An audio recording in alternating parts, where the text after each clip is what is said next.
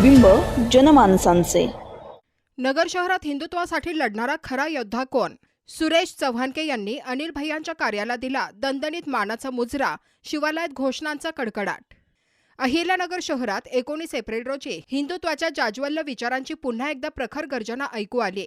सुदर्शन न्यूजचे पत्रकार आणि हिंदुत्ववादी नेते सुनील चव्हाणके यांनी स्वर्गवासी माजी आमदार अनिल भैया राठोड यांच्या शिवालय या संपर्क कार्यालयाला सदिच्छा भेट देत त्यांच्या कार्याला आक्रमक सलाम ठोकला।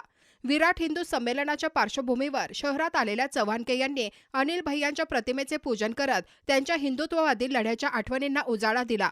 नगर जिल्ह्यात हिंदुत्वासाठी जर कुणी निस्वार्थपणे लढलं असेल तर ते नाव म्हणजे अनिल भैया राठोड, असे ठाम वक्तव्य करत त्यांनी उपस्थितांमध्ये उत्साह निर्माण केला। या भेटीदरम्यान युवा सेनेचे विक्रम राठोड हेही उपस्थित होते। कार्यकर्त्यांच्या घोषणांनी शिवालय परिसर दणाणून गेला होता। आज अहिल्यानगरमध्ये आलो होतो आणि अहिल्यानगरमध्ये मी जेव्हा कधी येतो, जेव्हा कधी भाषण देतो, त्यावेळी मी अनिल भैया राठोड यांना कधीही विसरत नाही। प्रत्येक भाषणात मी उल्लेख केलेला आहे। मी ज्यावेळी एक स्टुडंट लीडर म्हणून, एक विद्यार्थी छात्र नेता म्हणून होतो आणि त्या गौरी घुमट शेजारी संकार्यात राहायचो, राज्यात काम करायचो, त्यावेळी नगर जिल्ह्यात ज्या हिंदुत्वाचे विषय व्हायचे सगळ्यात पुढं फ्रंटवर लढणारा नेता म्हणून जर कोणी होते तर अनिल भैया होते। मी अगदी दिल्लीत गेल्यानंतरही माझं बऱ्याच वर्ष त्यांच्याशी संपर्क होता।